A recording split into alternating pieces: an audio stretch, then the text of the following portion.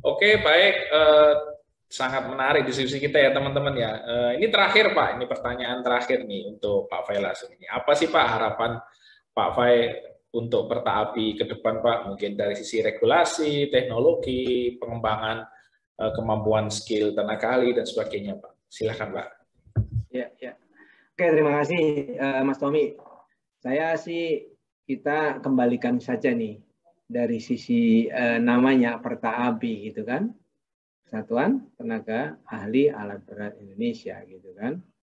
Berarti memang ya kita harus benar-benar menjadikan Pertaapi ini satu institusi yang bisa menyalurkan ya, mengembangkan manajemen manajemen yang benar-benar world class, dan itu bisa menjadikan negara ini, Indonesia ini, menjadi sumber daya yang benar-benar bisa berkompetisi secara internasional gitu ya. Dan mungkin sudah disampaikan juga oleh Pak Rohman pada waktu itu bahwa memang salah satunya kita background dari pendirian itu juga itu. Dan saya sangat mensupport itu gitu, bahwa kita harus pintarkan bangsa ini supaya menjadi bangsa yang tidak kalah atau bahkan selalu menang dibandingkan dengan bangsa-bangsa lain. Caranya gimana ya zaman sekarang untuk menjadi menang tidak lain memang adalah kompetensi teknologi gitu ya. Dan itu dengan kita bergerak di bidang alat berat, unsurnya pun cukup banyak gitu, dan itu harapannya benar-benar Pertaapi bisa menyajikan satu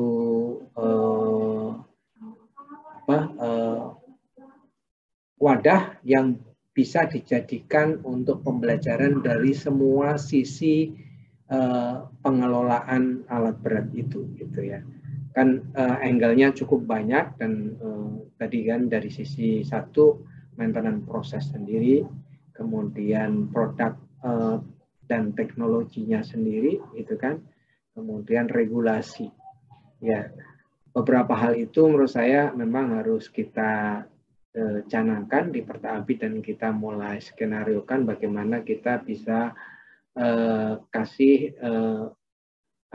best contribute ke nation gitu ya, ke negara ini, supaya benar-benar orang-orang, harapannya sih orang Indonesia yang di dunia tambang itu kalau orang lihat orang Australia, orang mana, orang England, orang USA dan lain-lain, kalau melihat wah sekarang mah maintenance kompetensinya orang-orang Indonesia itu sudah sama kita. Dan itu memang menjadikan tantangan buat kita semua. Saya kadang memang banyak dikasih masukan-masukan. Kenapa sih kalau ngerjain satu unit itu, kalau orang Australia misalnya assembling unit gitu, misalnya 1.500 atau se-HD dan lain-lain, itu cuma 2 orang. Apa kita harus 6 orang sih? Gitu kan. Kemudian kualitasnya bagaimana gitu. Ya, itu yang menjadikan kita harus benar-benar mencoba memapping apa kelebihan mereka, apa kekurangan kita, dan yang juga mungkin adalah kelebihan kita gitu. Sehingga kita benar-benar bisa menjadi bangsa yang ya terutama di alat berat ya, dan kita sudah membuktikan harusnya kita bisa. Saya yakin betul kita bisa, asal memang harus terstruktur strateginya, sehingga kita bisa menjadikan orang-orang tambang di Indonesia ini patut menjadi